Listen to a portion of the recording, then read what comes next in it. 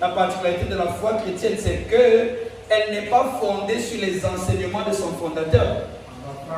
Toutes les religions du monde sont fondées sur les enseignements, sur les préceptes de son fondateur ou de leur fondateur.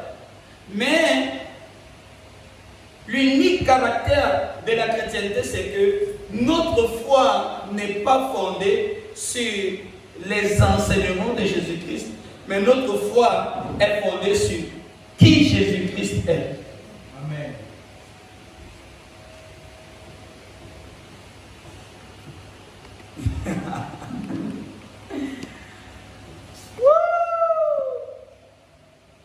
Donc ce matin, j'aimerais m'entretenir avec vous sur un sujet important et j'aimerais qu'on parle de la venue de Jésus-Christ. Pas la seconde venue.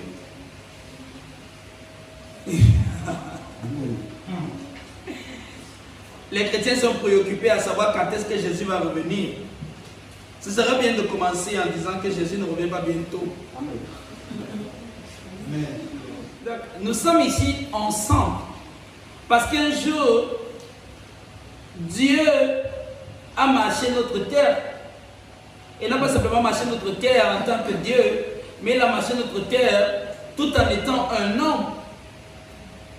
Et tellement on a douté de sa divinité parce qu'il ressemblait tellement à un homme que beaucoup de personnes aujourd'hui refusent de se joindre à la foi chrétienne parce qu'ils ont l'impression que quand on fait d'un homme un Dieu.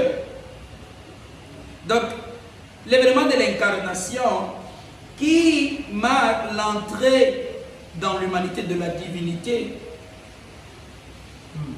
est l'un des points culminants de la foi chrétienne. Et donc, si vous êtes là aujourd'hui, ou si vous pensez être des chrétiens, c'est parce qu'il y a eu Christ. Mais seulement Christ n'a pas commencé à exister lorsqu'il est entré dans le sein de la Vierge Marie. Le Christ est éternel, ça veut dire qu'il existe avant le temps. Le Christ est éternel, ça veut dire qu'il existe avant la création du temps et avant la création du monde. Donc il a toujours été. Mais le problème c'est qu'un jour, il est devenu ce qu'il n'a jamais été.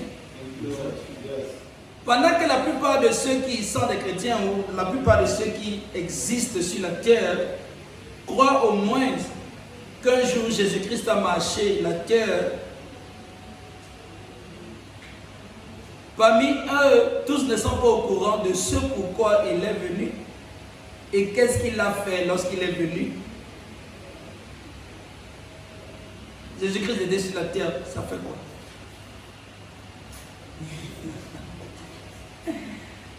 En quoi est-ce que cela nous concerne? En quoi est-ce que cela nous engage? Et dans un enseignement ici, un jour, j'ai posé la question. Si Jésus-Christ n'était pas venu, quelle aurait été la différence? Qu'est-ce qui aurait été différent? Puisqu'il y a des gens qui continuent à vivre comme si Jésus n'a jamais été. Jean chapitre 1, nous allons lire. Jean chapitre 1. On va lire le verset 1. Au commencement était la parole. Et la parole était avec Dieu. Et la parole était Dieu. La dernière fois que nous étions ensemble, j'ai dit, la Bible au départ n'était pas écrite en français. La Bible au départ n'était pas écrite en anglais. Les langues originelles sont l'hébreu, l'araméen et le grec. Et le livre de Jean est connu pour avoir été écrit en grec. Donc le mot traduit parole vient du grec logos. Et logos ne veut pas dire parler. Donc quand on dit que Jésus-Christ est la parole de Dieu, on ne dit pas que Jésus-Christ c'est ce que Dieu a dit. Lui, second, ne savait pas quoi mettre à la place de logos en français. Donc il nous a dit que au commencement était la parole. Mais le grec dit au commencement était le logos. Et le logos, dans l'Antiquité, faisait référence à la somme totale de la connaissance ou de la conscience que quelqu'un a de lui-même. C'est comme par exemple, chacun de nous a son logos, chacun de nous à ce qu'il connaît, ce qu'il croit. Donc la somme totale, pas juste certaines choses que tu crois, pas juste certaines choses que tu connais, pas juste certaines choses que tu penses. La somme totale de ce que tu connais et dont tu ne saurais imaginer la grandeur, la somme totale de ce que tu connais, la somme totale de ce dont tu as conscience est appelée ton logos. Donc la somme totale de ce que Dieu connaît et ce dont Dieu a conscience est appelé le logos. Et le logos était au commencement avec Dieu. Donc on a une interaction entre Dieu et son logos. Le mot grec utilisé pour avec, c'est le mot grec pros, qui veut dire proximité de face à face. Et qui traduit aussi l'égalité, et qui traduit l'intimité. Donc le logos, la parole de Dieu, qui était au commencement avec Dieu, était partagé avec Dieu l'intimité. Partagé avec Dieu la proximité. Il était face à face avec Dieu. Il était devenu le miroir de Dieu. Il était devenu celui auquel le Père voulait se connaître. Parce que, comme j'ai déjà enseigné ici, avant la création de notre monde, parce que j'en ai au commencement était, donc la parole existe, la parole est avant que le monde ne commence. Donc avant que notre monde, Dieu avait une vie. Amen. Dieu n'a pas commencé à exister quand il a créé Adam. Il y avait ce que Dieu faisait avant Adam. Mais seulement on ne connaît pas positionner les choses qui transcendent le temps. Parce que nous sommes nés dans le continuum espace-temps. Nous avons appris à réfléchir, à penser dans l'espace-temps. Donc tout ce qui transcende, c'est là on ne sait pas comment positionner ça. Donc on fait comme si Dieu a commencé à la création. Avant la création du monde, Dieu est. Non seulement Dieu est, mais Dieu n'est pas un monade. Dieu est une relation parce que là, on voit qu'avant la création du monde, il y a Dieu qui est avec Dieu. Puisque le Logos n'est pas seul, le Logos est avec Dieu. Le Logos partage l'intimité avec Dieu. Le Logos partage la communion avec Dieu. Le Logos partage l'égalité avec Dieu. Donc le Logos de Dieu est face à face avec Dieu et communie avec Dieu. Donc on a deux personnes.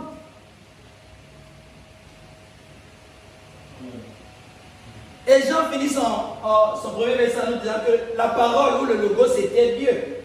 Il était Dieu lui-même. Et quand on arrive au verset 14, il nous dit que ce logos ou cette parole a incarné la chair et est devenu un homme. N'ayez pas peur du mot incarné. Incarné veut simplement dire dans la chair. Ne dites pas qu'on utilise les mots bizarres. Et la parole a été faite chair. Ceci est important parce que c'est que beaucoup de personnes loupent dans le mot incarnation. C'est qu'on a l'impression que Dieu est simplement devenu un homme, mais on ne comprend pas dans quel sens est-il devenu un homme. Parce que lorsque Jean dit que la parole a été faite chair, la parole qui est Dieu, la parole qui n'a pas de commencement, est rentrée dans sa création. Est devenue une partie de ce qu'elle a créé. Donc Dieu qui a créé le monde, qui a créé les choses visibles et les choses invisibles, comme on le dit dans le credo. Je crois à Dieu, le Père Tout-Puissant, Créateur du ciel et de la terre, et des choses visibles et des choses invisibles. Donc, Dieu qui a créé toutes choses est rentré dans le commun des hommes. Et donc il est devenu un homme. Amen. Mais seulement, il n'est pas devenu un homme différent des hommes. Et c'est pour ça que Jean utilise expressément le mot chair, ou bien au lieu d'utiliser le mot corps. La chair et le corps, c'est deux choses différentes. Ton corps n'est pas la chair. Vous voyez là souvent enseigner un chrétien, il faut tuer la chair. Il faut tuer la chair. Il ne faut pas laisser la chair vide. Tu dois mortifier ta chair. Et dans leur tête, on parle de leur corps. Donc maintenant, il dit non, je ne dois pas manger, je dois rien mettre sur mon corps, je ne dois pas m'arranger parce que c'est ma chair va m'amener en enfer. La chair et le corps, c'est deux choses différentes. Ta chair n'est pas ton corps. Et ton corps n'est pas ta chair. Et si tu veux savoir, ton corps n'a aucun problème. Ton corps n'a pas le péché déjà. Tu n'es pas né pécheur. Je dis que tu n'es pas né pécheur. Le corps n'est pas la chair. Le corps est autant pur qu'il a été créé par Dieu. Les chrétiens ont tellement vécu avec cette notion qu'ils se détestent eux-mêmes. Paul qui a compris la révélation du mystère. Et le problème de beaucoup de chrétiens, c'est que si tu ne comprends pas Paul, tu ne peux pas connaître Jésus. Il n'y a personne dans la Bible qui explique Jésus-Christ comme Paul. Même les disciples de Jésus ne connaissaient pas Jésus. En fait, les gars avaient leurs intérêts. Les gars avaient calculé leur position dans le gouvernement. Parce que les Juifs attendaient un messie militaire qui allait venir terrasser l'armée romaine et prendre le contrôle et devenir le roi des Juifs, faisant son gouvernement dans le temple. Donc quand les gars voient le temple de Jérusalem dans Matthieu chapitre 24, qu'on a décrit comme la fin du monde. Quand les gars voient le temple, les gars savent que voilà notre futur palais, parce que notre Messie, c'est là-bas qu'il sera intronisé. Donc, gars, nous on va prendre possession. Les gars, ils appellent Jésus Seigneur. Hey, tu as vu le temple il est beau. C'est-à-dire que les gars venaient. Vous avez vu le temple là? Même une pierre ne aura pas sur une autre pierre. Ce sera rasé. Les gars disent que, et notre gouvernement va faire comment?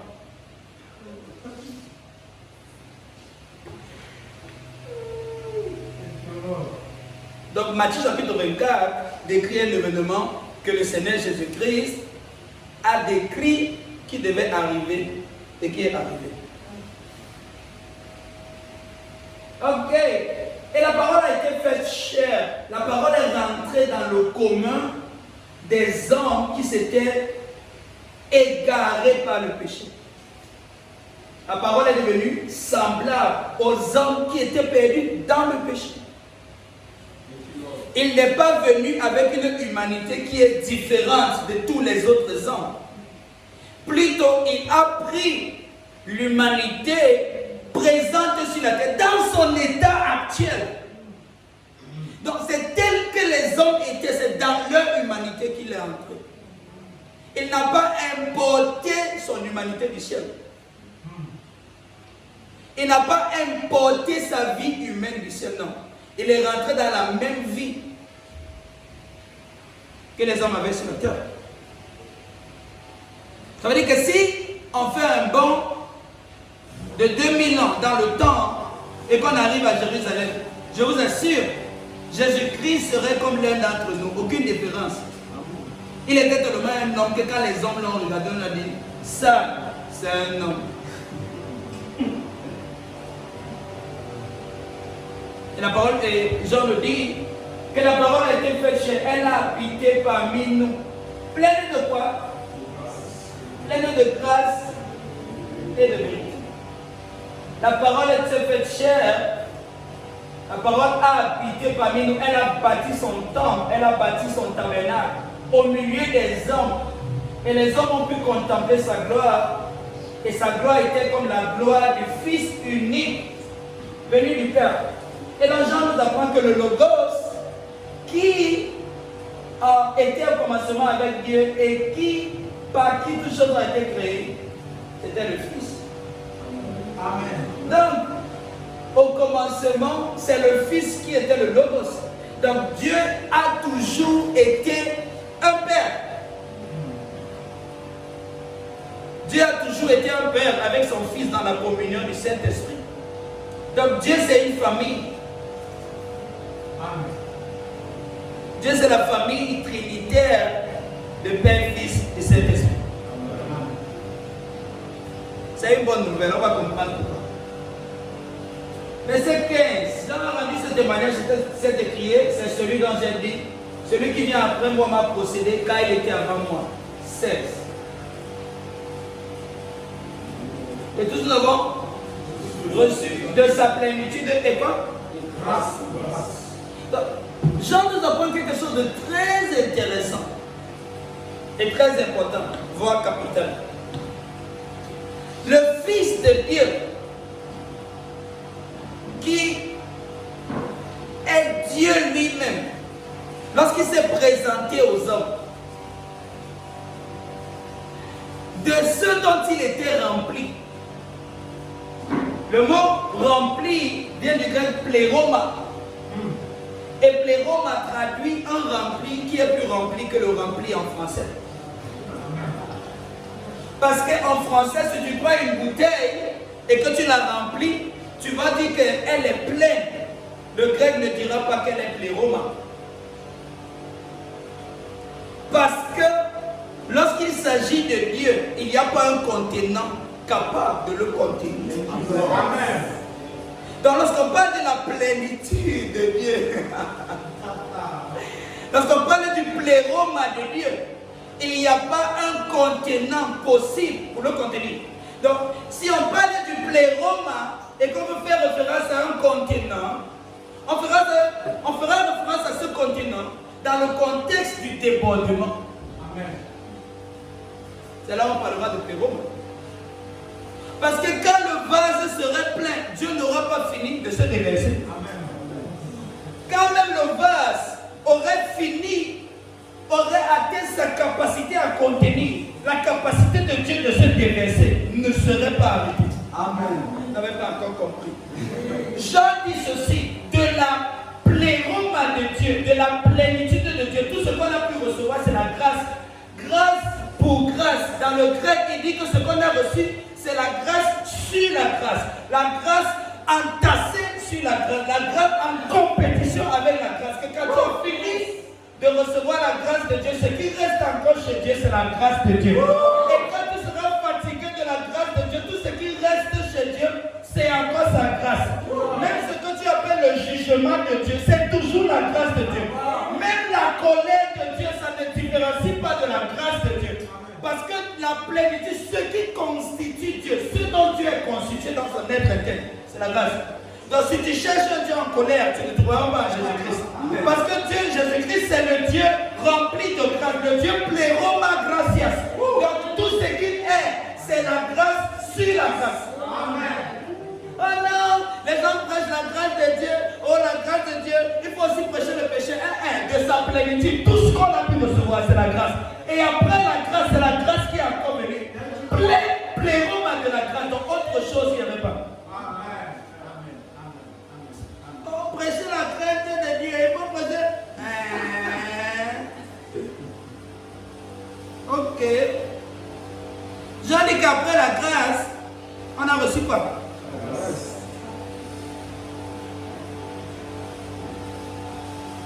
Vous savez ce que c'est la crainte de Dieu?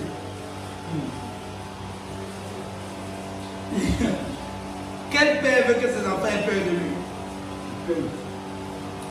Pourquoi c'est Dieu qu'on veut qu'il a peur? Pourquoi c'est Dieu qu'on caricature comme ça? Un juge dit ceci. Si un père entendait ses enfants parler de lui, comme certains pasteurs parlent de Dieu, lui-même va s'élever et dire, s'il vous plaît, c'est moi que vous décrivez comme ça.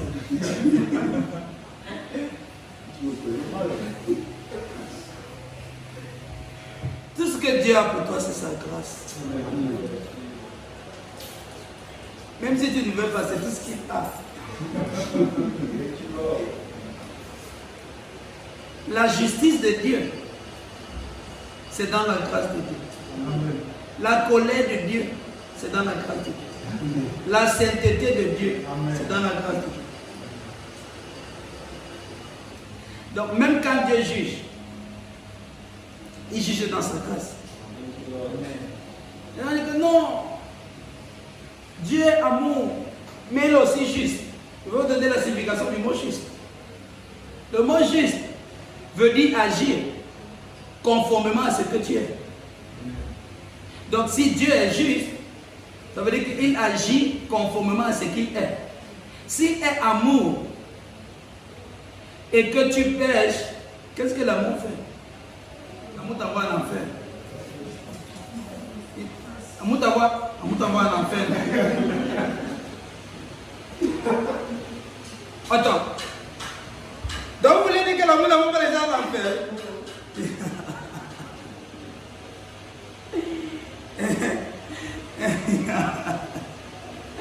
Dieu est bon.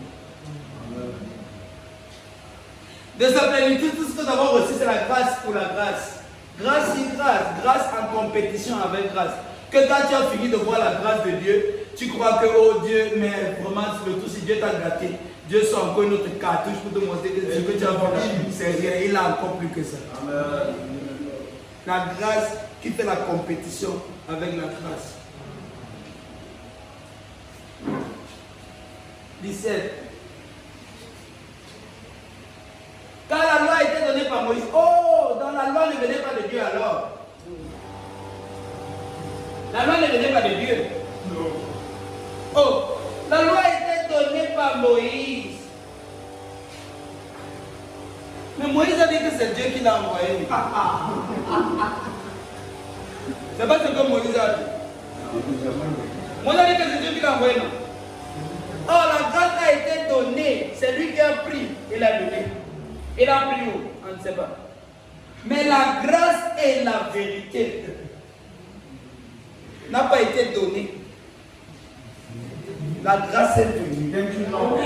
Jésus-Christ, c'est la grâce de Dieu.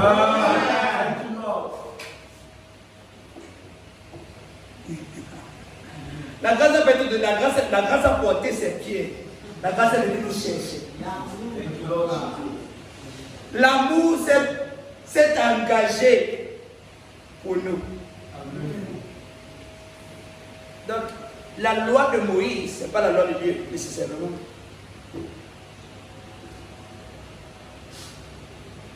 Et Jean fait bien de le dire, parce que ce qu'il dit au verset 18 est intéressant. Il dit que la loi est donnée par Moïse, ce n'est pas Jésus-Christ qui a donné la loi. Parce qu'il est différencié très bien. La loi a été donnée par Moïse, et la grâce et la vérité sont venues par Jésus-Christ, verset 18. Personne n'a jamais vu Dieu, y compris Moïse qui est venu avec la loi. Amen. Personne n'a jamais vu Dieu, y compris Moïse qui est venu avec la loi. Amen. Vous verrez, Moïse a dit qu'il avait vu Dieu sur la montagne. Mais Paul nous dit quoi? Comme Moïse a vu un ange. Qui te dit que si tu vois un ange, tu ne vas pas croire que c'est Dieu que tu as vu?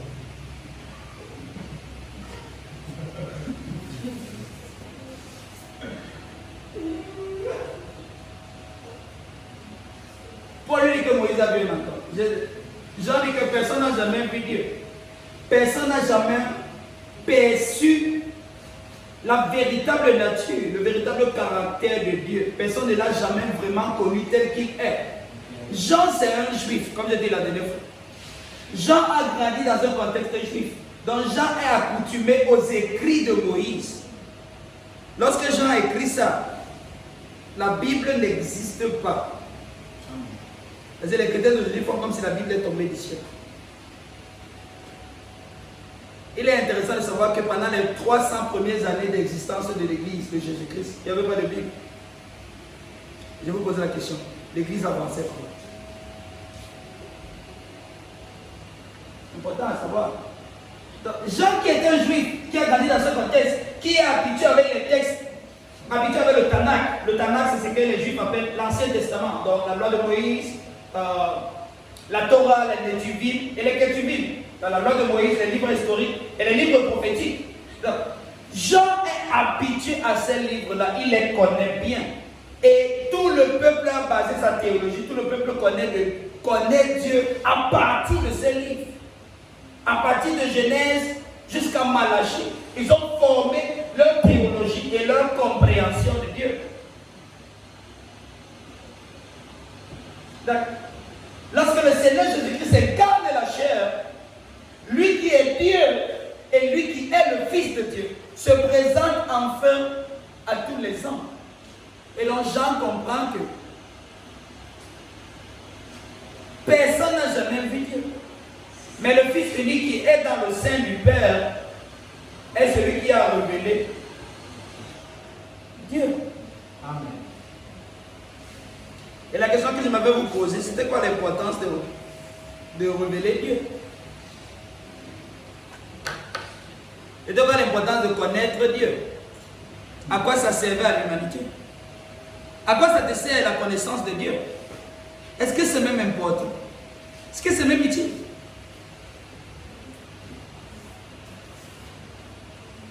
Près de 3/4 de l'humanité, en ce jour du Seigneur, en ce dimanche, ne se rend pas à l'église. Mais qu'est-ce que les chrétiens font à l'église? Pourquoi c'est si important?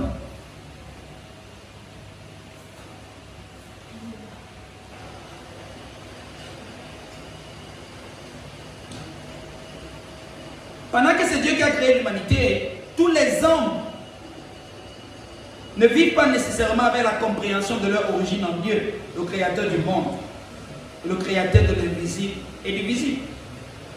Tous les hommes ne vivent pas nécessairement avec la notion d'avoir été créés par Dieu. Et comme je dis souvent, la plupart des êtres humains ont oublié qu'ils ont été créés par Dieu. Pourquoi je dis ça? Parce que avoir cette notion pousserait chacun d'entre nous à rechercher notre véritable origine. Ou bien pour nous c'est une notion vulgaire qui n'a pas vraiment d'importance. Et comme ça n'a pas vraiment d'importance, chacun est donc invité à se battre comme il peut, à se débrouiller pour se définir et définir sa propre vie. Et dans ces termes-là, qu'est-ce que l'homme fait? Il met Dieu hors de l'équation de sa vie. Parce que si on reconnaît qu'on a été créé par Dieu, et que Dieu c'est un être intelligent, et que Dieu c'est un être sage, on va comprendre qu'il y a un objectif, il y a un but, il y a une raison. Et donc la raison prime sur notre intelligence. Mais ce n'est pas le cas pour la plupart des êtres humains. On vit, on n'a pas besoin de vivre. Et comme je l'ai dit à l'enseignement, je dis, la plupart des hommes vivent sans nécessairement mentionner le nom de Jésus, mais ils continuent de vivre. Ils vivent. Puis, ce n'est Jésus que dans Jean 3,16. Il est devant les êtres humains et il dit, Dieu a tant aimé le monde qu'il a donné son Fils unique, afin que quiconque croit à lui ne périsse pas, mais qu'il ait la vie éternelle. Les Juifs le regardent. Tu veux pas la vie, quoi? Donc nous, on n'est pas en vie.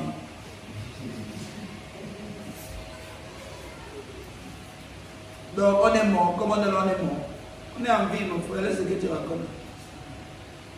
Et beaucoup d'hommes font la même chose aujourd'hui. Les affaires de Jésus, la laissez-nous ça. On mange ça. On boit la bière à l'église.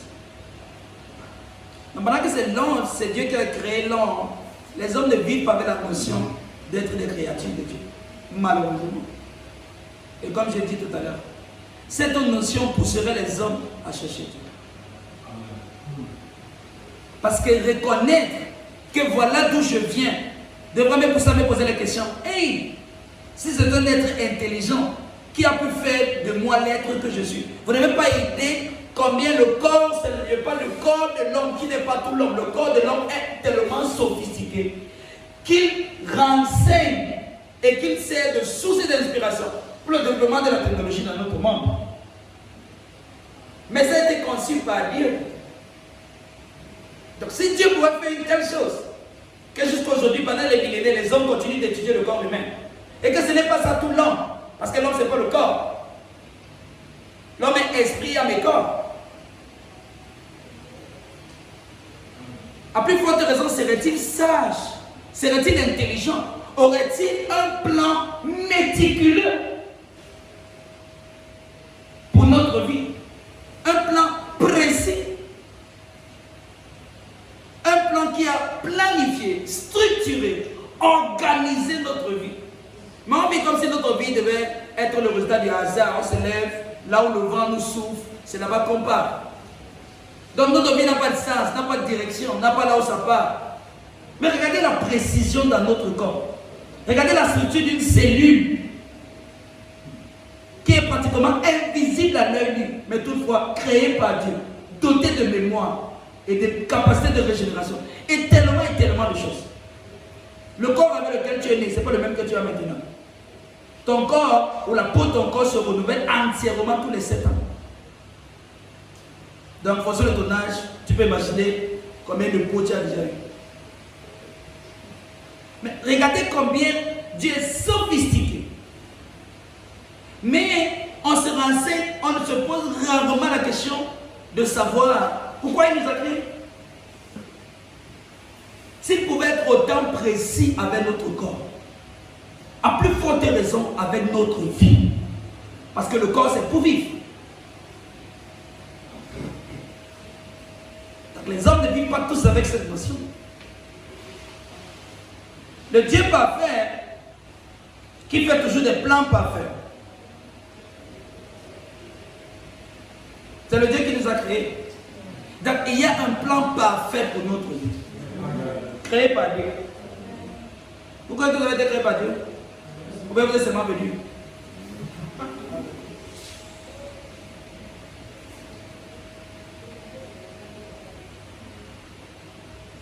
Et c'était donc quoi l'intention de Dieu au départ? Qu'est-ce que Dieu voulait? J'étais choqué d'avoir des vacanciers, chez moi les vacances, les grandes vacances dernières, j'ai posé un petit, devait avoir 8 ans, même pas comme ça. Pourquoi est-ce que Dieu a créé l'homme? Vous savez sa réponse? Pour que on vive justement sur la terre afin de partir au ciel. Donc, son objectif, c'était de nous amener au ciel. Mais il veut d'abord nous faire passer par la terre pour voir si on peut arriver au ciel. Il dit, waouh, la religion est forte. À 8 ans, il a déjà ça dans la pensée. C'est grave. Donc voilà l'image qu'il a de Dieu, un Dieu qui nous a créés pour nous tester. Si on peut venir vivre chez lui. Quel père fait ça?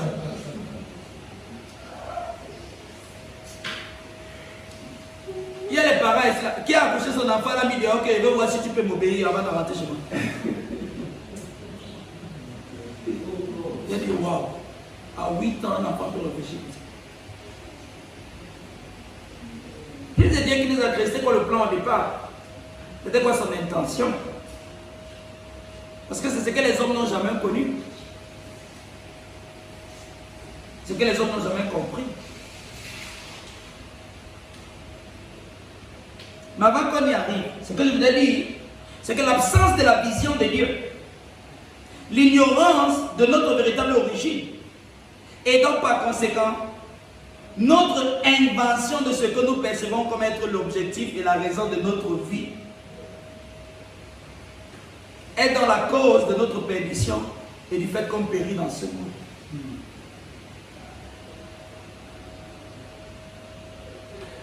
Notre génération, plus que toute autre génération, méprise la connaissance, méprise l'intelligence.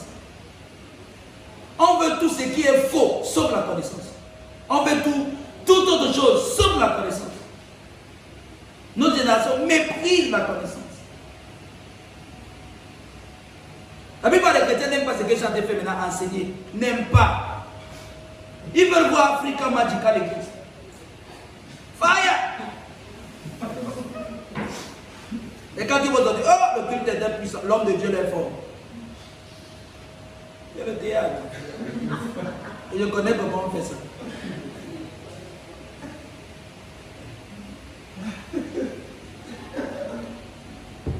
Dieu fait le diagnostic de son peuple. Et le résultat du diagnostic dit que mon peuple périt faute de connaissance.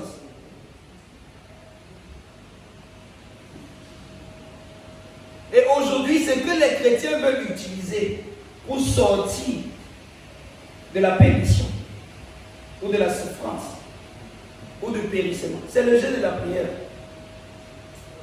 Jeûne, tu vas lire l'heure. Mon peuple périt faute de connaissance. Et je me suis posé la question, qu'est-ce que le peuple de Dieu ne connaît pas? Parce que si c'est pour les sciences humaines, ils s'y connaissent. Ils connaissent l'informatique, ils connaissent les maths. Ils sont Android alors mal. Et Android comme notre génération, on connaît tout.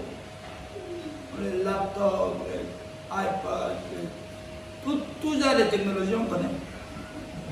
Mais Dieu dit que mon peuple périt faute de connaissance. Vous croyez que ça a changé?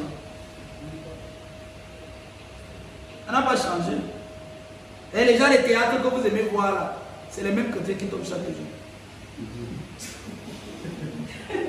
On fait un programme, on fait les grandes croisades. Qui vient? Les chrétiens. On délivre qui là-bas? Les chrétiens. On guérit qui? Les chrétiens. Donc qui est malade alors? Asseyez-vous pour être enseigné, asseyez-vous pour recevoir l'instruction, asseyez-vous pour être imparti de la révélation de Christ. Parlez-nous des vraies choses. On veut voir la puissance de Dieu. Et vous recevrez une puissance. Le Saint-Esprit subvenant sur vous. Et vous devenez mes témoins à Jérusalem, à Judée, dans la Samarie et jusqu'aux extrémités de la terre. Ok. On veut voir la puissance là. On fait une réunion. On lit le verset 8. On veut voir ta puissance. Seigneur, vois ta puissance. Qui descend? Le Saint-Esprit. Jésus a dit que le Saint-Esprit est quoi? Un enseignant. La puissance d'un enseignant se manifeste comment? Pas quoi? Mais quand les gens veulent voir la présence du Saint-Esprit aujourd'hui, ils veulent quoi?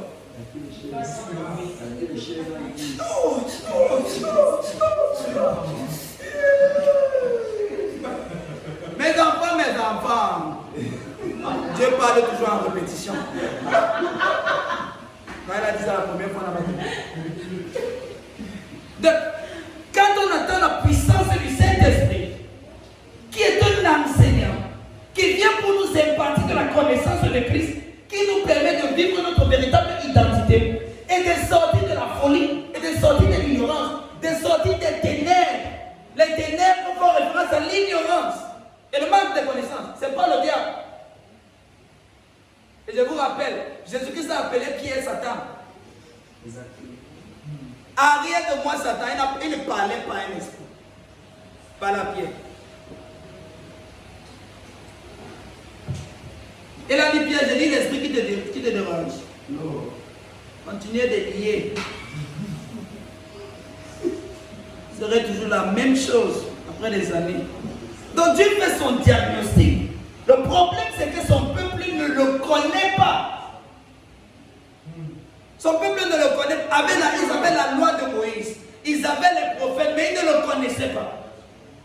Avec toutes les prophéties, avec toute la loi de Moïse, ils ne le connaissaient pas.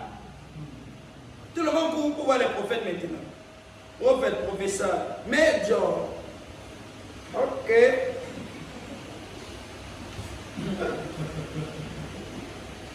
Donc, dans l'absence de cette vision et de la compréhension du but et de la volonté de Dieu, nous avons inventé pour nous ce que nous pensons être le but et la raison de notre vie. Et c'est ça qui a causé notre perdition.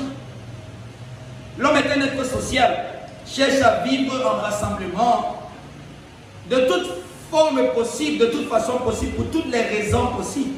Ainsi, nous avons les différents groupes que nous avons dans le monde.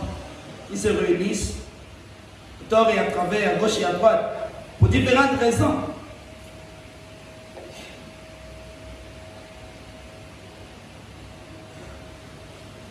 Donc, pendant que les hommes ont cherché à se rassembler, à vivre ensemble, ne connaissant pas ce pourquoi ils ont été créés, et ne pouvant donc pas vivre à partir du centre de leur être, et à partir de l'origine de leur vie et la destinée de leur création. Les hommes se sont mis ensemble, ils ont commencé à vivre. Dans la vie était possible sans Dieu, et les hommes ont toujours vécu sans Dieu. Néanmoins, l'homme ne s'est pas créé lui-même, il a été fait par Dieu. Et Dieu reconnaît l'homme comme sa création. Mon peuple périt faute de connaissance. Mais Dieu l'appelle quand même son peuple. Donc, tout le temps qu'ils sont en train de périr, ils ne sont pas devenus le peuple de quelqu'un d'autre. Ils sont restés le peuple de Dieu. Ils étaient en train de périr vrai ou faux. Mais Dieu les appelle comment? Son peuple. Donc, Dieu reconnaît ce que l'homme refuse de reconnaître. Dieu reconnaît que c'est lui qui a créé l'homme. L'homme origine en lui. Et l'homme a sa destinée en lui. Même si l'homme ne le connaît pas, ne le reconnaît pas, et ignore entièrement le fait qu'il vient de Dieu. L'homme a néanmoins été créé par Dieu. Et ceci davantage se révèle lorsque le Seigneur Jésus-Christ est sur la terre. Si vous consultez la plupart des paraboles du Seigneur Jésus, qui font référence au royaume de Dieu, lorsqu'il fait allusion aux âmes ou à un objet, comme par exemple, le berger qui avait 99 brebis, une s'est égarée, il a laissé les 99 pour aller chercher celle qui s'était égarée. Qu'est-ce qu'il partait chercher? Sa brebis, pas la brebis de quelqu'un d'autre. Donc, du temps que la brebis était égarée, ce n'était pas devenu la brebis de quelqu'un d'autre. Ça a toujours été sa brebis, bien qu'elle était égarée. Mais qu'est-ce que les chrétiens ont fait aujourd'hui? Ils ont divisé le monde en deux. Mais dans toutes les paraboles de Jésus, il fait bien comprendre que pendant que la brebis était perdue, ou pendant que l'autre parabole que Seigneur Jésus-Christ utilise, la femme qui était dans sa maison qui a perdu ses pièces, et qu'elle a commencé à balayer, elle a remué toute la maison sans dessus-dessous pour retrouver sa pièce. N'est-ce pas? Pendant que la pièce était perdue, est-ce que c'était devenu la pièce de quelqu'un d'autre? C'était toujours sa pièce. Le fils prodigue, quand il s'est éloigné de la maison de son père, avec tous les talents et les richesses que son père lui a donné, il est devenu l'enfant de quelqu'un d'autre. Il était l'enfant de son père. Hein? Et quand il revient, il veut s'excuser. Est-ce que son père dit qu'il est devenu moins que son enfant? Non. Il est resté l'enfant de son père. Hein? Il n'est pas possible pour toi de devenir l'enfant de Dieu.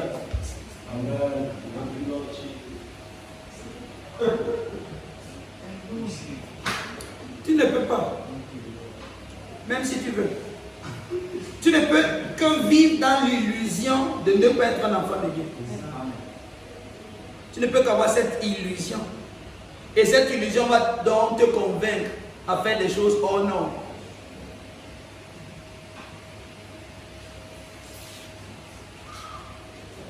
Dieu reconnaît que l'homme c'est sa création. Il reconnaît que c'est lui qui a créé l'homme. Mais seulement,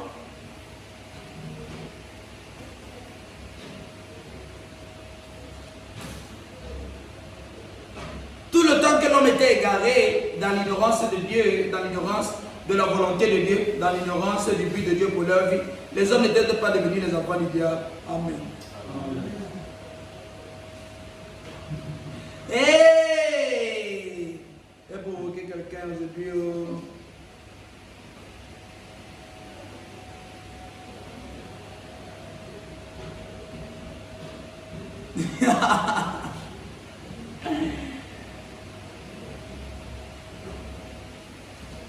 On a toujours appartenu à Dieu.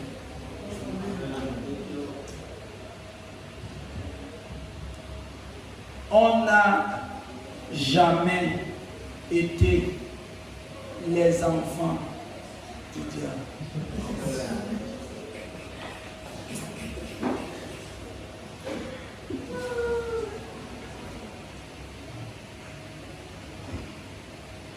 Je demande, c'est une bonne nouvelle.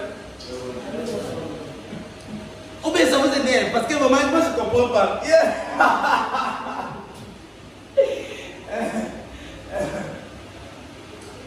La vérité libère, mais l'offense d'abord. Vous savez ça? La vérité va d'abord t'offenser, ça va d'abord te faire mal. La raison pour laquelle ça te fait mal, c'est que tu avais d'abord embrassé un autre paradigme. Et tu as toujours vécu avec un autre paradigme. Et tu as toute ta vie été convaincu que c'est ça qui était la réalité. Donc lorsque tu es confronté à la vérité et que tu es contrarié, tu as mal. Qui est content d'avoir tort? Personne. Donc prends ton mal à patience, on avance.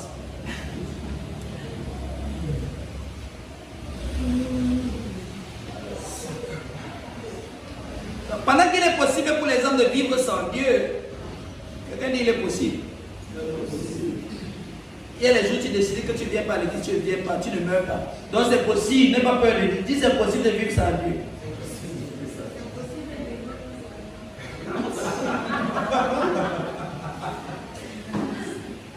Vous aimez être spirituel quand vous êtes à l'église. Bien qu'il est possible pour les hommes de vivre et de dire à Dieu, bien qu'il est possible pour les hommes de vivre et de dire, vraiment Seigneur, moi je prends le temps pour des choses. Je serai à l'église le jour où je veux. Je vais lire ma Bible quand je peux. Pas les choses là. Je ne vais pas forcer. La force est dans le cœur. La force n'est pas dans le cœur.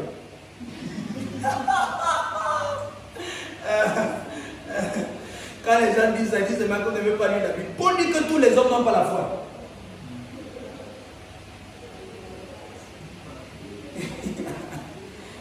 Donc si quelqu'un te dit que la foi c'est dans le cœur, comment lui de lire sa Bible? Donc on va chuter.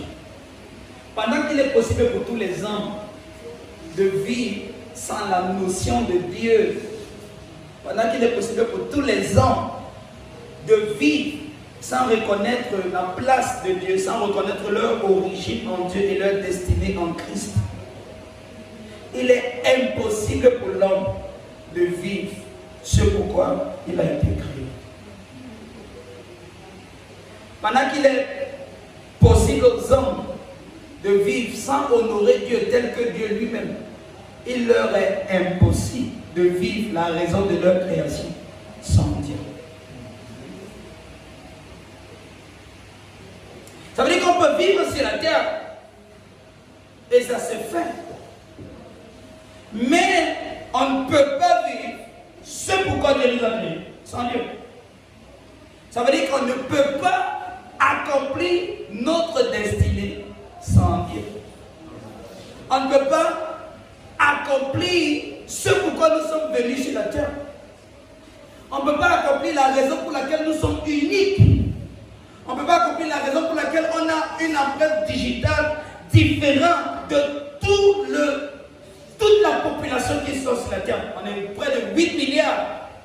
Mais dans 8 milliards, personne n'est exactement comme toi. Pour te dire que lorsque Dieu te fait, Dieu est précis, Dieu est méticuleux.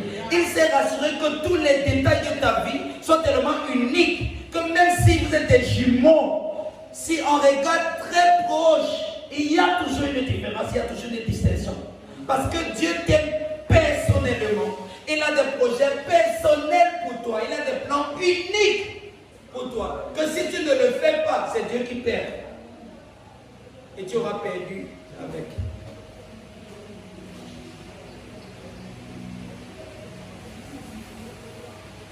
Il est impossible pour l'homme de vivre sa destinée et le but pour lequel Dieu l'a créé.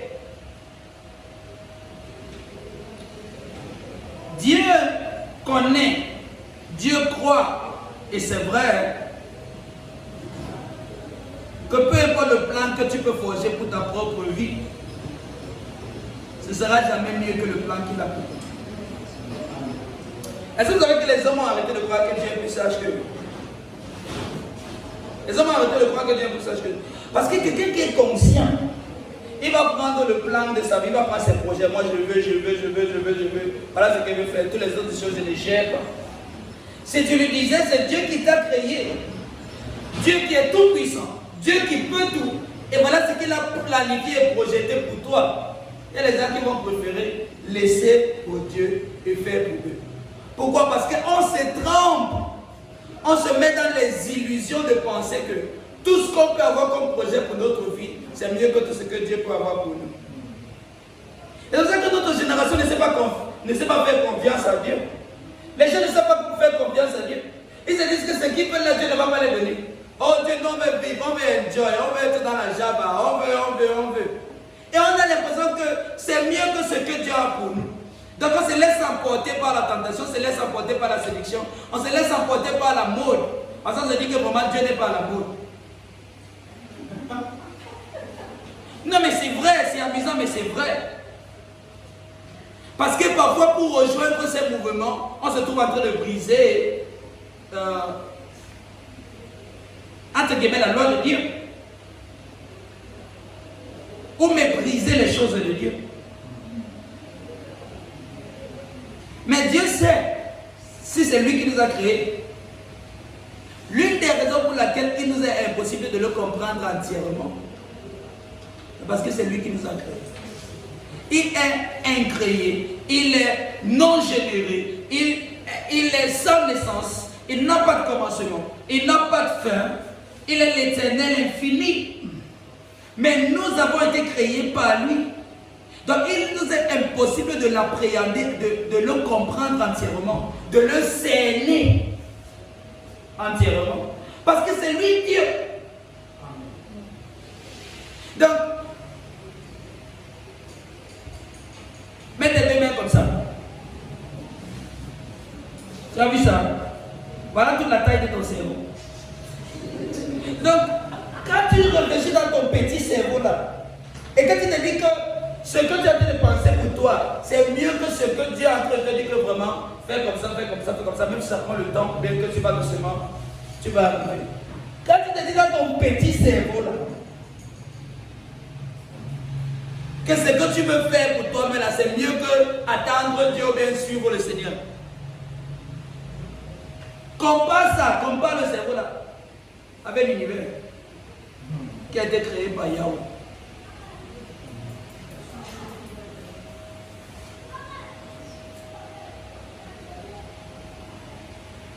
Paye de faire confiance au Seigneur.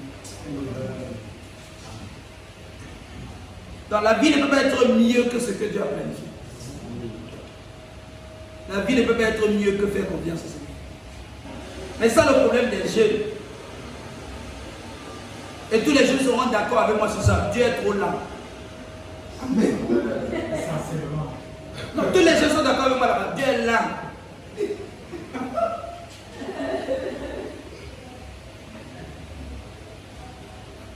Quand nous on veut ça, la chaud. Dieu n'est pas chaud.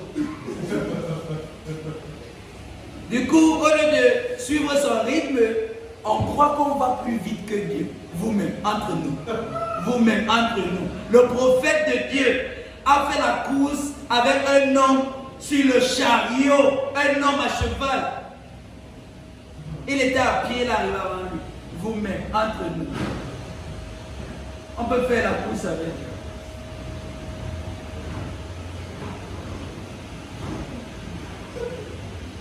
Un gros problème que notre génération a, particulièrement les jeunes, on ne veut pas attendre.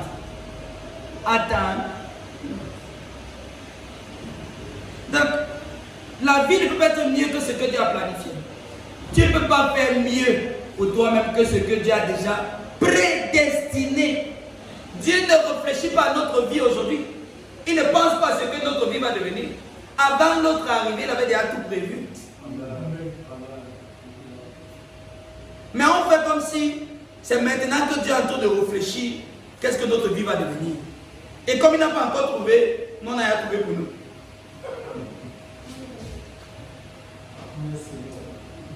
Alors comment les jeunes font avec Dieu? Mais j'ai la joie et la paix. Parce que si Dieu a fini de planifier, ma vie est comme la rediffusion d'un match de football. Quand tu connais que tu n'es pas en danger.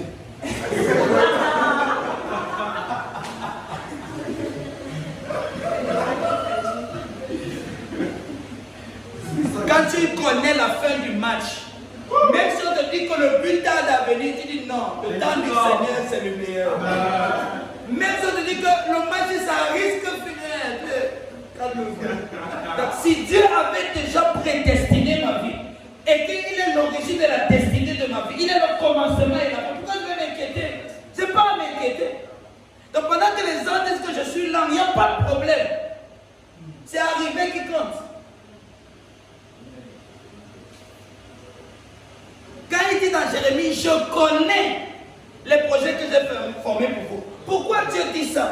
Est-ce que c'est qu'on doute de ce que Dieu pense, de ce que Dieu connaît? Non. Dieu exprime l'assurance qu'il a du projet et du plan de la prédestination de ta vie. Il exprime avec toi sa conviction. Il partage avec toi sa foi. Il te dit que moi, je connais ce que j'ai forgé pour toi. Tu sais, quand tu dis ça, tu as l'impression d'être en face de quelqu'un qui doute de tes capacités. Tu dois lui faire comprendre à quel point le projet que tu as est sûr. Tu dis que non, ça, je maîtrise. Donc Dieu te regarde. Il te regarde en Christ. Il te dit que ne te casse pas. Je maîtrise. Et son maîtrise n'est pas comme pour Serge Baron. Il maîtrise vraiment. Donc il nous exprime l'assurance qu'il a vis-à-vis de notre vie en Christ. Il nous exprime la conviction qu'il a. C'est comme quand Dieu faisait alliance avec Abraham. Dieu a juré de par lui-même. Parce qu'il n'y avait pas plus grand que lui. Pour dire à quel point, pour faire comprendre à Abraham à quel point ce qu'il dit, il n'y a pas moyen que ça n'arrive pas. Pour que ça n'arrive pas, ça va lui prendre lui. Pour que ça n'arrive pas. Donc Dieu exprime la conviction qu'il a pour ta vie. Il exprime l'assurance. Parce qu'il connaît ce qu'il a investi en toi. Il connaît ce qu'il a déposé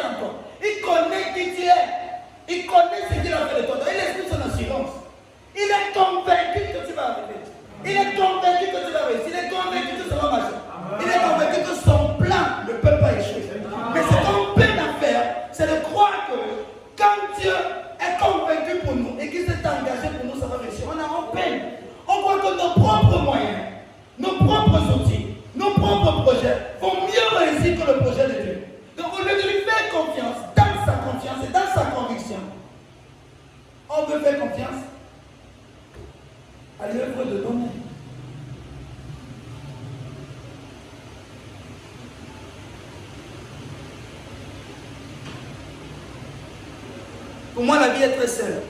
Tout ce dont j'ai besoin, c'est la parole du Seigneur. Parce que je sais qu'une fois que j'ai la parole du Seigneur, rien ne peut rien arrêter. Rien ne peut arrêter. Paul est en prison.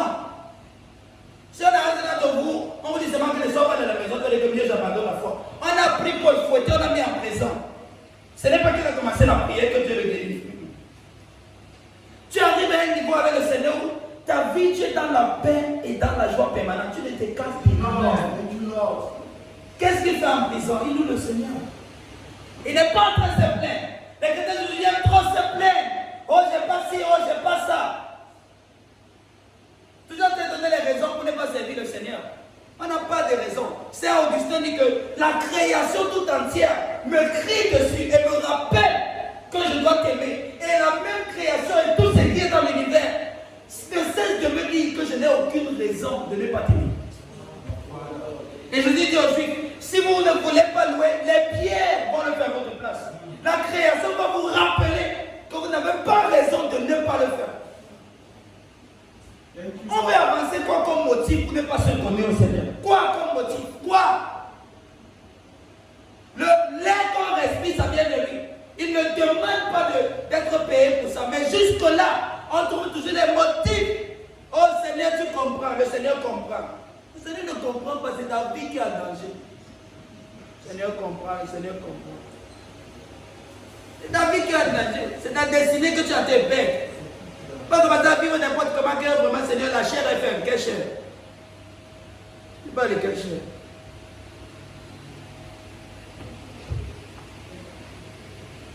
Donc, quand Dieu se met devant toi et qu'il te dit qu'il est convaincu de ce qu'il a planifié pour toi, qu'est-ce que ça doit te dire? Je connais les projets que j'ai forgés pour vous. Pourquoi il doit nous rappeler son état envers nous?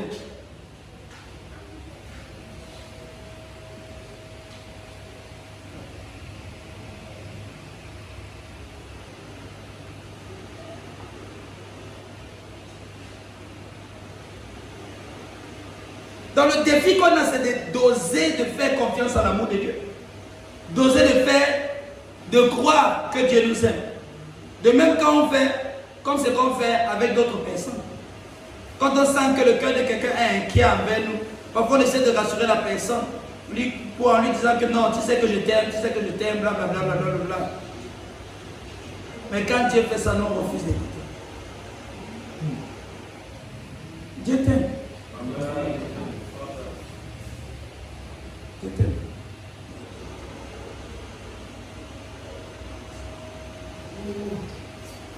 Mais seulement le monde capitaliste actuel ne nous a appris qu'une chose, à valoriser tout ce qui est argent et tout ce qui donne rapidement l'argent.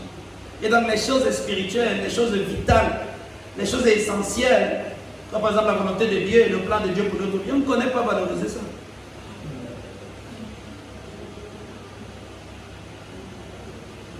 Et c'est aussi comme ça que dans notre société aujourd'hui, on respecte ceux qui ont l'argent. On ne les respecte pas pour ce qu'ils sont.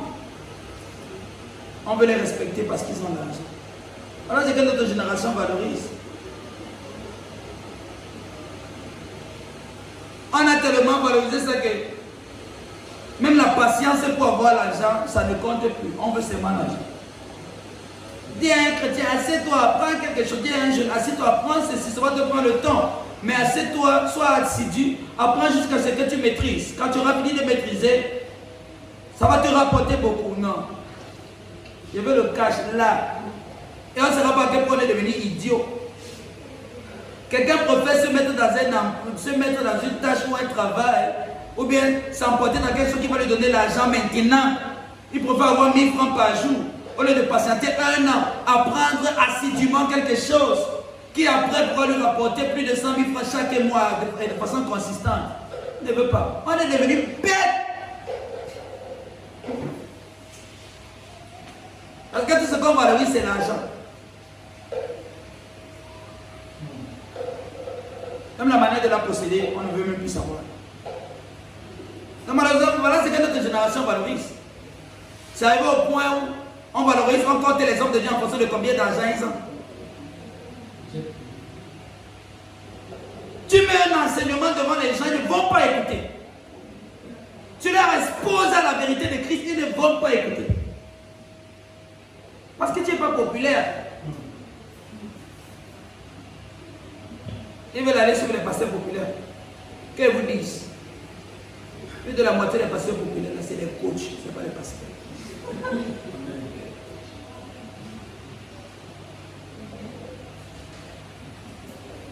C'est parce que même les chrétiens ne connaissent pas l'évangile. Et quand on parle de l'évangile, ça ne dit rien aux chrétiens. Ils veulent ce qui attise leurs émotions. Saint Hilary a dit quelque chose de très intéressant. Saint Hilary dit que ceux qui cherchent simplement à ce que leurs émotions soient animées ne parviendront jamais à la connaissance de Dieu. Ceux qui cherchent à ce que leurs émotions, leurs sentiments soient attisés ne parviendront jamais à la connaissance de Dieu. Parce que pour connaître Dieu, il faut beaucoup d'humilité. Il faut s'asseoir, il faut être éduqué. Et ça prend le temps. Pas étonnant que Jésus-Christ appelle le Saint-Esprit un enseignant. Parce qu'il y a tellement à apprendre que depuis 2000 ans, il a touché la terre, il n'a pas fini d'enseigner. Maintenant, on reçoit le Saint-Esprit pour manifester la puissance. Power! Power! Receive! Avec les têtes vides. Je dis à quelqu'un, explique un verset, il ne peut pas expliquer.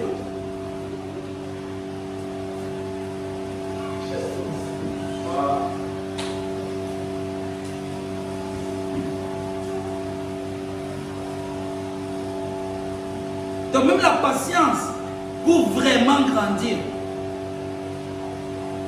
Les chrétiens n'ont pas. Pire, c'est des chrétiens qui se disent que s'ils ont l'argent, c'est qu'ils ont grandi spirituellement. La prospérité financière, ce n'est pas la croissance spirituelle. Sinon ça va là. Et là, on montre le pasteur international.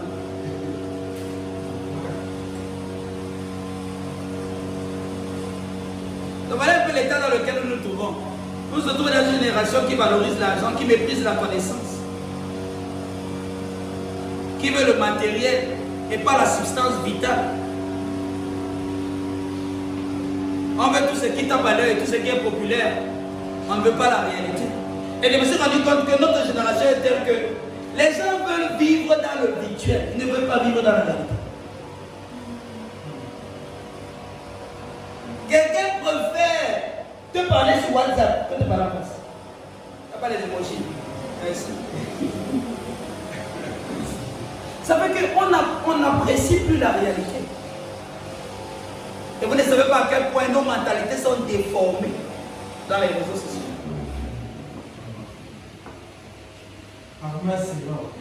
Donc voilà la situation dans laquelle les hommes sont. Donc c'est possible de vivre sans Dieu, mais impossible de vivre ce pourquoi Dieu nous a créés. Et qu'est-ce que ça voudra dire? Que notre humanité est un échec. On aura tout, mais on aura échoué notre humanité. Oh, vous ne savez pas que c'est impossible. Tu peux avoir le diplôme, tu as réussi à l'école, mais tu as échoué ton humanité. Tu as ton argent, tu es marié, tu as maintenant les enfants, tu as ta maison, tu as ta voiture, tu as échoué ton humanité. Parce que l'objectif, la raison pour laquelle tu es un être humain, ce n'est pas pour te marier. Seigneur, bénis-moi, Seigneur, bénis-moi, Seigneur, bénis-moi. L'objectif pour lequel tu es un enfant né, ce n'est pas pour avoir les enfants. Ce n'est pas pour être riche. Parce qu'on n'a pas besoin du Saint-Esprit pour ça. Vous avez vos amis qui ont un accouchement. C'est le Saint-Esprit là.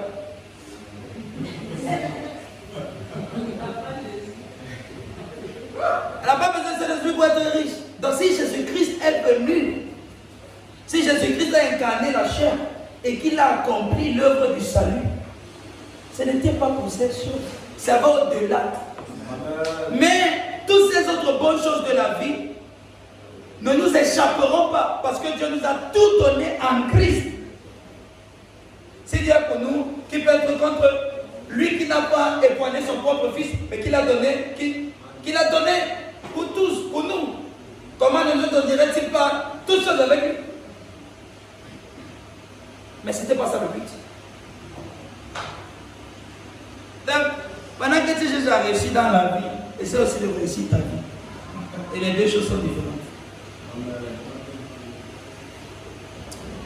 Voilà la situation de l'humanité. Mais l'amour de Dieu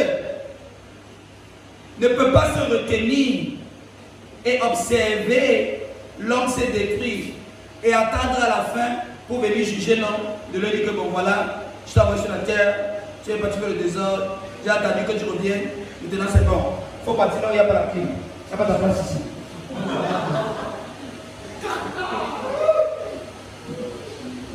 L'amour de Dieu ne s'assoit pas, regardez l'homme se détruire. Et dit ok, il n'y a pas de problème. Tu ne veux pas partir à l'église, on fait comme les délinquants qui n'ont pas pu nous frapper, ils n'ont pas pu nous confronter face à face, on allait les tendre le piège quelque part. C'est pas ça. Je vous dis, beaucoup de chrétiens ne connaissent pas Dieu, ils ont une caricature de Dieu. L'amour de Dieu ne peut pas observer l'humanité dans sa perdition et laisser l'humanité s'égarer. La preuve, c'est les mêmes paraboles de Jésus. Le monsieur qui avait les brebis n'a pas dit ok, tu es perdu, non, je t'attends. Tu vas voir. Vous connaissez le jeu si on a beaucoup joué ça quand on était petit. Et moi, je vous ai dit, c'est sûr que c'est les chrétiens qui ont inventé le jeu là. Où il y a un père qui se met d'un côté, et il y a les enfants de l'autre côté, et on met deux personnes avec les masques au milieu, ils jouent le rôle du diable. Et le père reste de l'autre côté. Mes enfants! Les enfants disent, oui papa, venez! Il y a le diable là. Débrouillez-vous. Est-ce que ce n'est pas l'image que les chrétiens ont de Dieu? Qui est resté au ciel, le beau ciel qu'il a créé, le beau ciel qu'il a rêvé pour nous, là où il n'y a pas de pleurs, là où il n'y a pas de grincement dedans, là où seulement la joie et le bonheur, et puis nous a mis sur la terre avec le diable dedans. Que les gars, débrouillez-vous. Celui qui persévérera jusqu'à la fin sera sauvé. C'est pas ce que Dieu a fait. C'est pas ce que Dieu a fait. Ah, vous n'êtes plus d'accord. Jésus-Christ fait une parabole du royaume de Dieu. C'est comme un homme qui avait 100 brebis, une seule s'est égarée. Il peut dire que j'ai 99. Dieu ne laisse pas un. Même un ne va pas se perdre. Dieu ne laissera personne. Il multiplie le pain. Les gens mangent, il y a du reste. Il demande à ses disciples. Ils n'ont pas faim, ils n'ont pas besoin du pain. Et en plus, c'est un peu miraculeux. Donc, ils pouvaient laisser ça s'égarer comme ça, puisque c'est arrivé à un claquement des doigts. Donc, si ça se fait, c'est quand tu as l'argent facile, tu peux dépenser comme tu veux, ça ne te garde pas. Donc, il pouvait dire, ok, reste le pain, normalement, c'est pas ce qu'on va faire. Il faut qu'il y rassemble tout, pour rien ne se perde. Si Dieu peut avoir autant de considération pour le pain, qu'en est-il du pain? Si Dieu peut considérer autant le pain, qu'en est-il de l'humanité? L'amour de Dieu ne pouvait pas laisser l'homme se détruire pour attendre à la fin de sa vie pour le juger et l'envoyer en enfer. Ça ne ressemble pas à l'amour. Ça ressemble à la justice punitive des hommes qu'ils ont imputée à Dieu. Les hommes font ça. Mais bizarrement, un cœur de père ou un cœur de mère ne fait pas ça. Et si c'est vrai, ce n'est pas Dieu qui le fait. Dieu est une figure majeure ou un caractère majeur que le Seigneur Jésus-Christ ressort de Dieu dans son humanité, c'est l'amour de Dieu. Et Dieu dans son amour réclame la création. Dieu dans son amour réclame les hommes comme sa propriété. et la rachète. Et ça veut dire quoi racheter? Lorsque quelque chose est racheté, elle a plus de valeur qu'elle avait avant.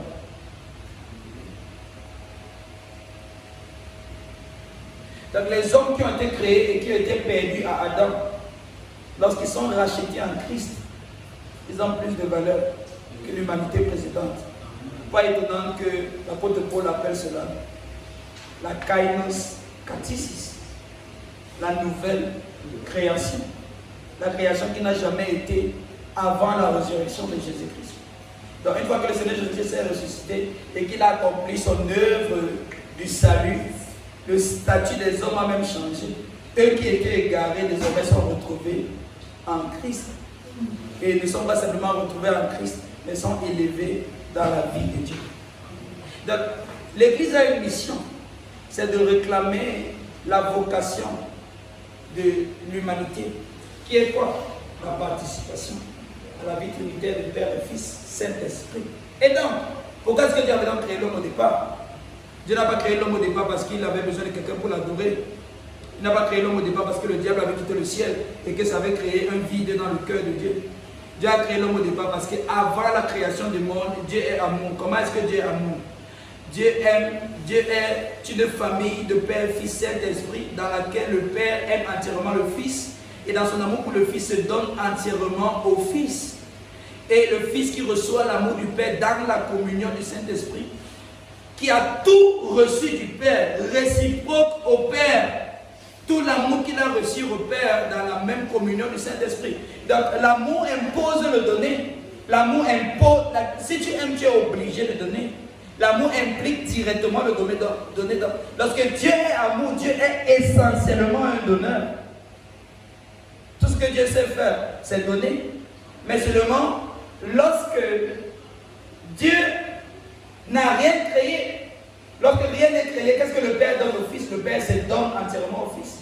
C'est pour ça qu'on comprend que dans la Trinité, il y a l'inter-demeure.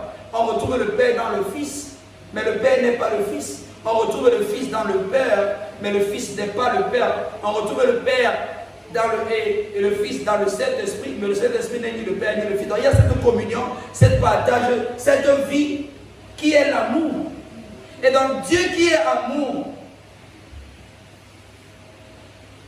qui est appelé à se donner dans le contexte de la Trinité. La Trinité est appelée à s'offrir à autre que soi. L'amour impose à donner à autre que soi. Et donc Dieu qui est amour, la Trinité qui est amour, veut se donner à autre que soi. Et à partir de là est généré le plan de la création de l'homme. Qu'est-ce que Dieu veut? Dieu veut s'offrir. Qu'est-ce que Dieu veut? Dieu veut se donner. L'amour gratte Dieu.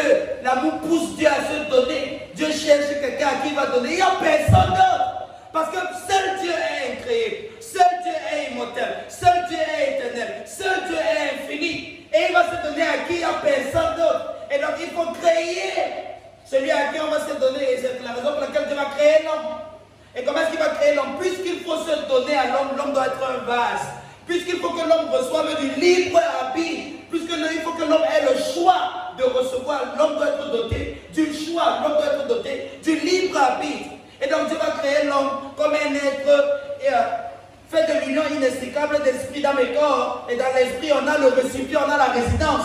Là où Dieu peut être reçu, là où Dieu peut être contenu, là où Dieu peut rester. Et l'homme aura aussi l'âme dans laquelle on a le siège de la volonté, où il aura le choix de dire que Dieu, je te veux ou je ne te veux pas. Parce que pour respecter les termes de l'amour, l'amour ne doit pas être forcé. Vous-même vous dites ça souvent, on force l'amour. Et donc Dieu doit donner à l'homme le choix de dire que je ne le veux pas, ou je veux.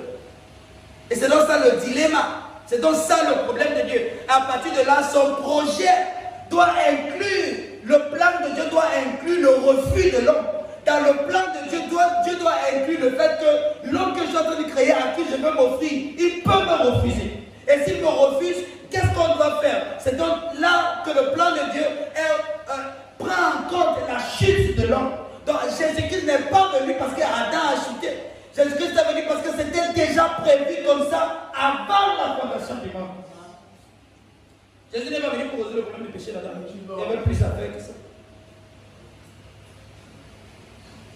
Donc, lorsque Dieu inclut dans son plan le refus de l'homme, il va donc mettre dans son plan son refus du refus de l'homme.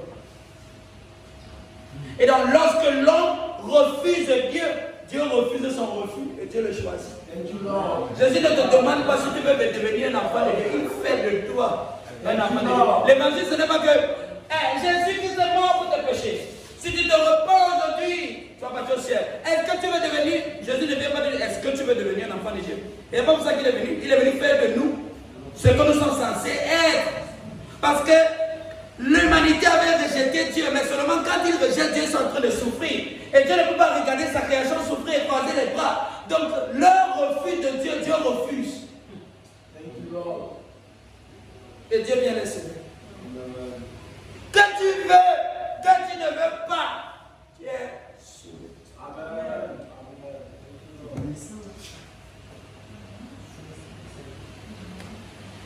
Le salut, ce n'est pas ton choix. Le salut, c'est le choix de Dieu.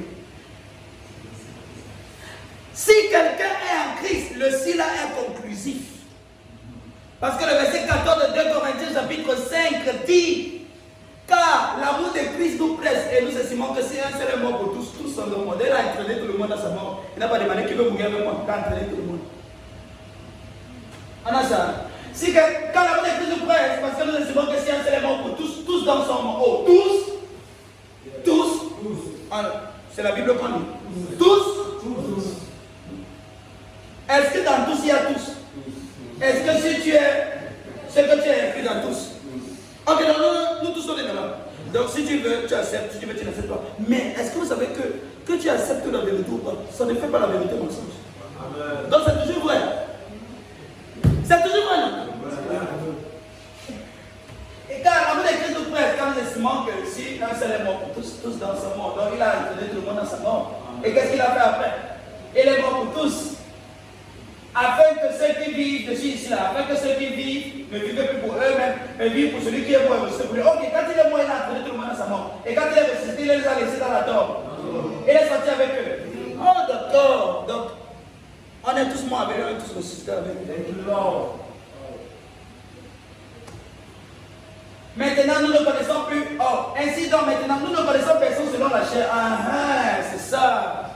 Parce qu'on regarde les hommes selon la chair. Est-ce qu'il a fait la prière magique? Est-ce qu'il vit dans la sanctification? Est-ce qu'il jeûne? Donc maintenant, nous ne connaissons plus personne selon la chair. Si nous avons connu Christ selon la chair, maintenant nous ne le connaissons plus de cette manière. Verset 17.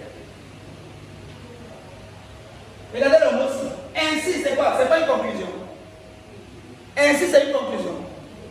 Ainsi, ça veut dire quoi? Sur la base de ce qui a été dit plus haut, nous concluons que donc le si, ce n'est pas une condition. Le si, ce n'est pas pour dire est-ce que tu veux devenir une nouvelle créature ou pas. Le si, c'est une conclusion. Ainsi donc, puisque si quelqu'un est en Christ, ou bien puisque par conséquent, quelqu'un en Christ est une nouvelle créature. Les choses anciennes sont passées. Voici quoi? Toutes choses sont devenues nouvelles. Verset 18. Très intéressant. Et tout ceci vient de... Ok, donc ça ne vient pas de nous, ce n'est pas nous qui l'avons fait. Tout ceci vient de Dieu. Le salut, ça vient de Dieu. L'œuvre accomplie par Christ, ça vient de Dieu. Ce n'est pas notre choix. Tout ceci vient de Dieu. Il nous a réconciliés. C'est passé composé ou ce futur composé, excusez-moi. Passé composé. Passé composé. Tout ceci vient de Dieu qui nous a réconciliés avec Christ, avec lui par Christ. Et nous a donné le ministère de l'homme. Ah bon. Donc Dieu ne nous a pas laissé périr. Mais il est venu avec notre secours. Car Dieu était où? Donc Dieu qui est venu, Jésus-Christ qui nous sauvait là, c'était Dieu.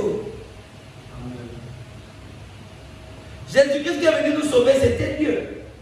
Il n'est pas venu nous sortir de la colère de Dieu. C'est lui Dieu. Amen.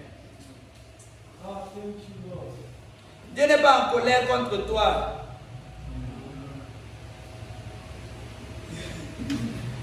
Jésus n'est pas venu nous sortir de la colère de Dieu.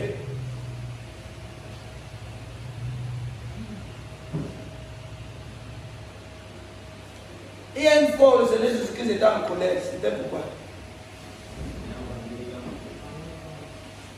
C'est des gens qui faisaient le business dans sa maison. Donc voilà les choses que le Seigneur déteste. C'est que là où on est censé annoncer la bonne nouvelle, les gens veulent le business. Vous n'avez pas les détails. Si quand Dieu était en Christ, réconciliant le monde avec lui-même, ça c'est ce qu'il est en train de faire. Il a fait. Il a fait. Donc tu es réconcilié avec Dieu. Ok, donc tu es réconcilié avec Dieu. Je vous comprends. Si on vous dit venez faire alliance avec Dieu, vous allez courir pour venir. Mais on vous dit que c'est à faire, c'est gratuit, ça vous énerve. Ah bon? Dieu vous a réconcilié avec lui en Christ. Dieu vous a réconcilié avec lui en Christ. Dieu vous a réconcilié avec lui en Christ. Dieu n'a pas de problème avec toi.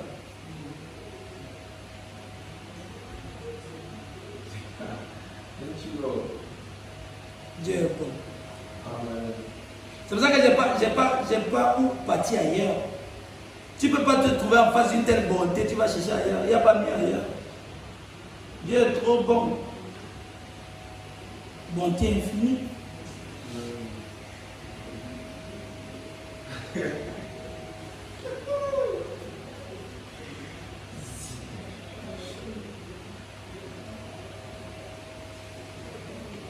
Dieu rappelle sa création en Christ. Dieu réclame sa création en Christ. Dieu te réclame en Christ. Et en Christ, Dieu dit que tu lui appartiens. Et il est venu proclamer, déclarer ça, que tu lui appartiens. Et en Christ, Dieu partage la vie qu'il avait toujours voulu partager. La vie éternelle n'est pas dans la poche de Dieu. La vie éternelle, ce n'est pas dans le magasin de Dieu. Parce que Dieu n'a pas la vie. Dieu est la vie. Donc lorsque Dieu veut nous donner la vie éternelle, c'est Dieu qui s'offre à nous. Et Dieu s'est offert à nous en Christ. Et donc il nous a donné la vie éternelle. Tu ne seras pas plus enfant de Dieu que tu ne l'es déjà. Tu ne seras pas plus enfant de Dieu au ciel que tu ne l'es maintenant. Tu es le Fils de Dieu. Tu sais comment le Seigneur Jésus-Christ t'appelle? Son frère. Car ceux qu'il a connus d'avance, il les a aussi prédestinés à être quoi? Semblables à l'image de son. Pourquoi? Afin que celui-ci soit le premier-né entre plusieurs. Nous ne sommes pas les esclaves de Dieu. Nous sommes ses fils en Christ. Mais c'est cette belle destinée qu'on vend souvent au profit des plaisirs quelconques que le monde veut nous offrir. On n'a pas mieux.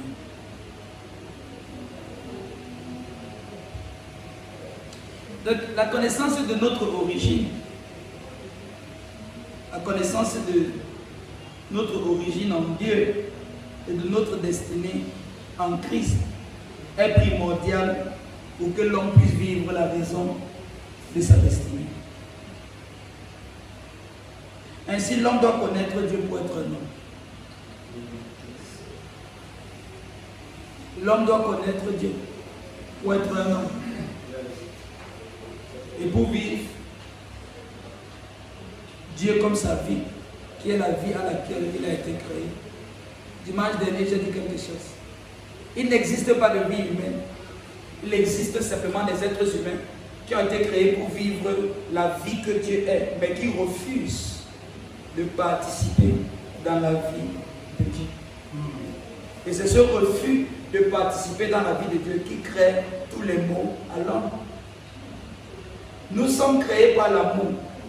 Nous sommes créés parce que nous sommes aimés. Ça veut dire que si je suis, c'est essentiellement parce que je suis aimé.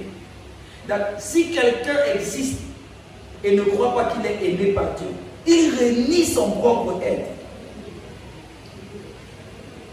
Si tu existes et tu ne crois pas que Dieu t'aime, tu renies ta propre existence. Parce que dans le backbone de notre existence, c'est l'amour de Dieu qui nous tire et qui nous fait être. Mais Lorsque quelqu'un marche dans la haine, lorsque quelqu'un se trouve en train de faire tant de choses qui ne sont pas consistantes avec l'amour de Dieu, ce n'est pas Dieu que tu offenses. Tu t'offenses toi-même parce que tu réunis la réalité de ton être. Et quand tu réunis la réalité de ton être, ta vie, ton être rentre en dissonance. Et tu es en train de te diviser à l'intérieur, tu es en train de te détruire.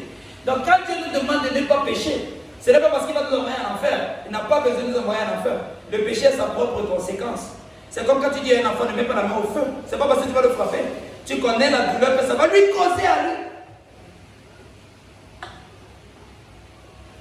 Donc lorsqu'on se retrouve dans certaines vices, dans certaines choses qui ne sont pas consistantes avec l'amour de Dieu, l'amour de Dieu est à l'arrière-plan de notre être. C'est le squelette qui soutient notre être debout. Donc lorsque nous nous retournons contre l'amour de Dieu pour marcher dans la haine, pour marcher dans quoi que ce soit que vous appelez souvent péché là, ça réunit notre existence. Donc dans notre être, on expérimente la division. Et c'est là où la mort entre. C'est là-bas que c'est au milieu là-bas que la mort. Parce que ça crée l'espace. Ça divise, ça crée l'espace pour la mort. C'est pour ça que le péché est dangereux. C'est que ça te détruit. Ça ne fait pas mal à Dieu. Dieu n'a pas. Le péché, ce n'est pas la kryptonite pour Dieu. Ça ne diminue pas Dieu. Ça ne le fait pas devenir moins que Dieu. Ça ne le met pas en colère. Pourquoi Dieu est connu comme le roi qui s'assied sur son trône et qui rit. Dieu est joyeux, mal.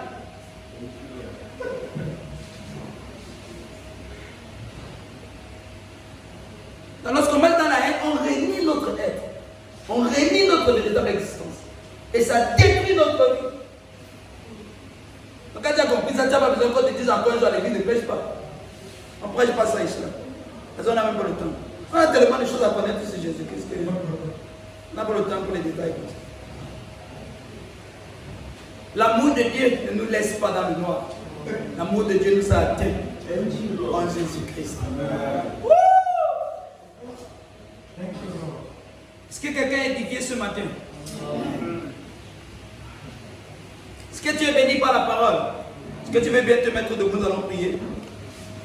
Et s'il va me dire, oh quel grand amour que tu partages, tout ce que tu as avec nous, pour nous rendre tel que toi. Pour nous rendre tel que, oh quel grand amour. Que tu partages, tout ce que tu as, avec nous, pour nous rendre identiques à toi, pour nous rendre identiques à oh quel grand amour, oh quel grand amour que tu partages, tout ce que tu as avec nous rendre tel que toi, pour nous rendre tel que oh quel grand amour, que tu partages, tout ce que tu as, avec nous, pour nous rendre identiques à toi, pour nous rendre identiques à toi. Les ténèbres ont disparu. La vraie lumière est apparue. Tout ce qui est vrai de toi est aussi vrai de moi. Les ténèbres ont disparu. La vraie lumière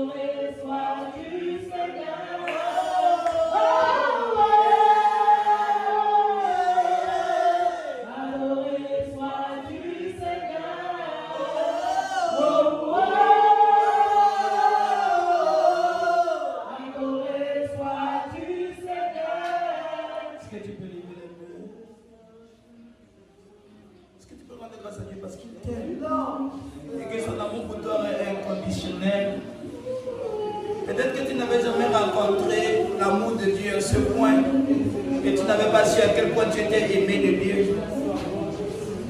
Et que tu lèves les mains, tu élèves ton cœur ce matin. Et que tu dis, Seigneur, je reçois ton amour. Je reçois ta grâce pour moi. Je reconnais combien je suis aimé aujourd'hui. Et je ne vais pas m'appuyer sur mes bonnes œuvres, encore moins sur mes mauvaises œuvres, mais m'appuyer sur ta grâce. Sachant que tu as tout accompli, tu as fait de moi un enfant de Dieu. Et je reconnais que c'est ce que je suis. Enfant de Dieu en Jésus-Christ. Et je suis béni de toutes les bénédictions. Et l'Esprit de Dieu habite en moi. Merci de guérir mon cœur, de m'aider chaque jour à apprendre à comprendre et à connaître l'amour de Christ qui surpasse toute intelligence afin d'être rempli de toute la plénitude de Dieu.